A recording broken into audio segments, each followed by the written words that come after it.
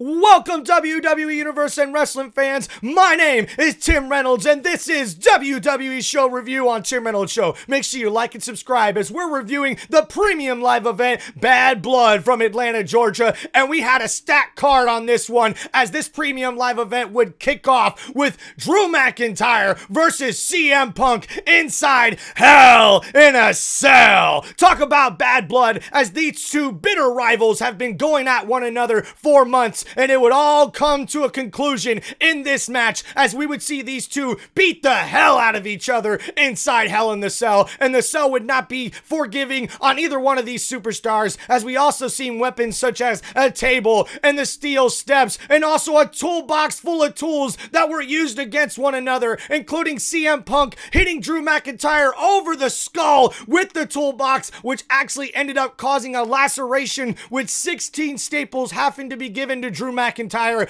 at the end of this match. Blood and bloody match in the middle of the ring. Both of these superstars would just continue to leave it all inside the squared circle before we would see CM Punk get the victory over Drew McIntyre after Drew went to hit and end the match with a Claymore. But when he went for it, CM Punk would move out of the way and Drew McIntyre would land on top of the steel steps, and then we would see CM Punk wrap his knee with a steel chain as he hits the go to sleep with the steel chain wrapped around his knee, putting out Drew McIntyre and ending this feud with one another. That's this bitter rivalry that's been going on for months. Wow, what an epic way to kick off the show, this premium live event, Bad Blood. And man, guys, now we go on to the second match of the night, and this one would be for the Women's WWE Championship, as we would see the champion Nia Jax take on the challenger, the number one contender, Bayley. And we would see a really good back and forth match in this one, as we see Nia Jax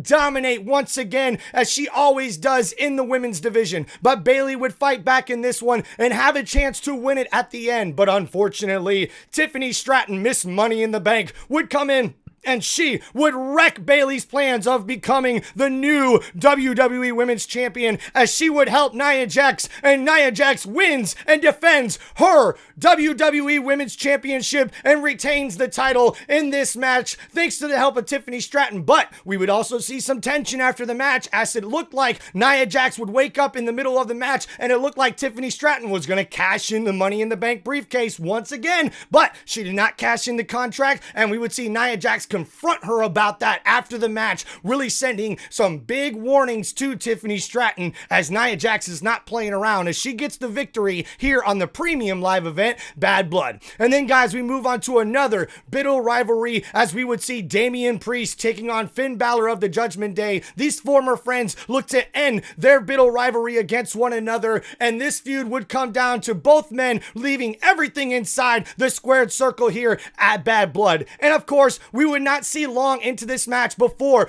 other Judgment Day members such as JD McDonough and Carlito would come in to try to aid Finn Balor in Finn Balor's quest to take out Damian Priest and prove why the Judgment Day didn't need Damian Priest in the first place. But Finn Balor would get caught up in the moment, and Damian Priest would take advantage after we would see a bunch of coup de grace and stomps from the top rope from Finn Balor, who was literally trying to do everything he could in his power to take out Damian Priest, but Priest would have none of it, as we would see a choke slam south of heaven to take out Finn Balor, as Damian Priest finally gets his payback and defeats Finn Balor, and the Judgment Day gets the victory here at Bad Blood. And man, what a match between these two. I'm pretty sure this feud is not over though, after Damian Pierce would say in the press conference after this pay-per-view, or I should say after this premium live event, that he doesn't think he's done with the Judgment Day yet. He doesn't think that they've learned their lesson yet, so we'll have to stay tuned to Monday Night Raw to find out what else is going to happen between Damian Priest and the Judgment Day.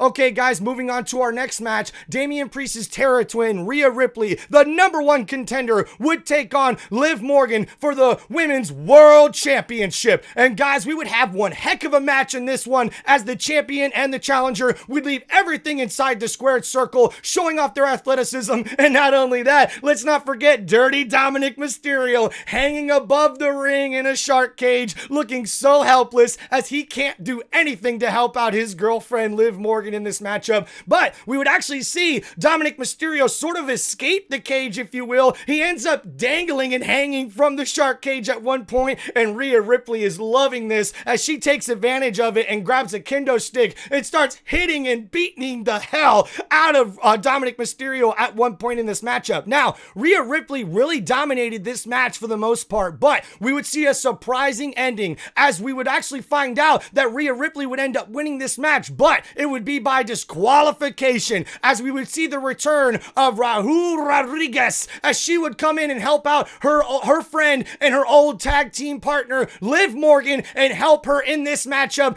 But that means that Liv Morgan would retain her Women's World Championship because you cannot lose the championship under a disqualification. Now, Rhea Ripley getting the victory by DQ is probably going to be looking to get a rematch for the Women's World Championship, but now she has to contend with Rodriguez, who comes back and is looking to have a beef, I believe, with Ripley after Ripley was the person who took her out not too long ago, and she's been out with an injury as she officially returns. And wow, how about Dirty Dominic Mysterio and Liv Morgan really stealing the show in this one? But a tough break for Rhea Ripley as she does not get her title back and Liv Morgan retains. So moving on to the next match of the night, guys, where we would see the main event of the evening, as it would be the undisputed WWE Champion Cody Rhodes, the American Nightmare, teaming up with the OTC Roman Reigns. These two would tag team up to go one-on-one with the Bloodlines, Solo Sikoa and Jacob Fatu, in this main event tag team match at Bad Blood. And these guys would really steal the show, giving us all what we've been waiting for, an epic main event match, as we've seen so many moves back and forth. But at the end, we would see Solo Sikoa and Jacob Fatu look like they're going to take out Roman Reigns and Cody Rhodes for good and finally get a victory over them. But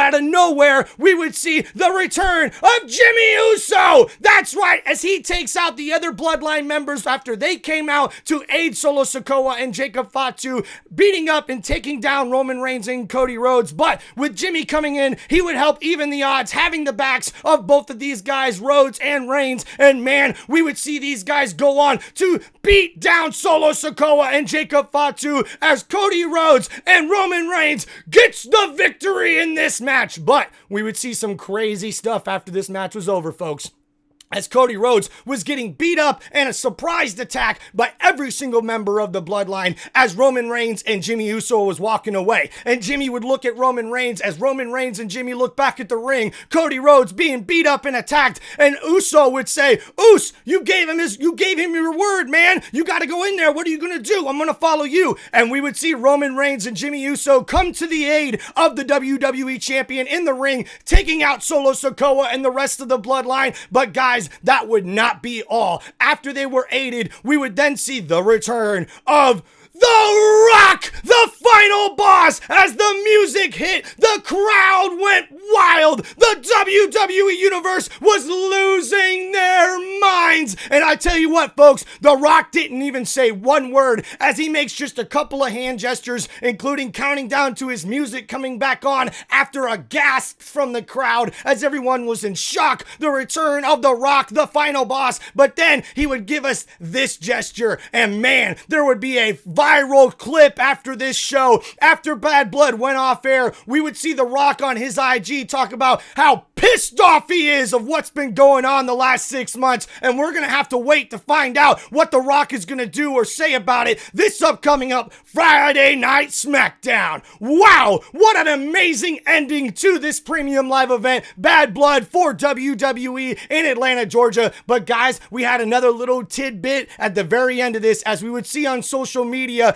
KO, Kevin Owens, turns on his friend Cody Rhodes, the WWE Champion, as KO turns heel, beating up Cody Rhodes in the back by the trailers where all the WWE superstars are after their matches, and that's why Cody Rhodes couldn't make it to the press conference after this premium live event. Wow. Oh man, KO turns heel. I wonder what else is gonna happen, not only on Monday Night Raw, but Friday Night SmackDown. It's the return of The Rock. What's gonna happen with the return of Jimmy Uso now with Roman Reigns by his side? Will we have the old bloodline versus the new bloodline? Where's The Rock gonna play in all this? And what's gonna happen now with Cody Rhodes? Is he going to have to handle business with his old friend KO? They already had a match at Bash in Berlin, but there's so many questions to be asked and so much more to find out. And guys, this has been WWE Show Review on Tim Reynolds Show. Make sure you guys like and subscribe to the channel for more WWE show reviews after every Monday Night Raw and Friday Night SmackDown. Hey, and we try to get you guys the premium live events with a preview and usually a review of every single one of those. And man, it's been an incredible year in WWE. Just keeps on going up, guys. Just like Tim Reynolds Show here, man. The one place you guys can get awesome sports entertainment on a sports YouTube channel. Thank you guys so much. Make sure you hit that like button, hit the subscribe button, and leave some comments to let me know, guys, what you think of the show, what you thought of the review, especially what you thought of Bad Blood for WWE. Thank you, WWE Universe and Wrestling fans. Peace out, everybody. Have a great day.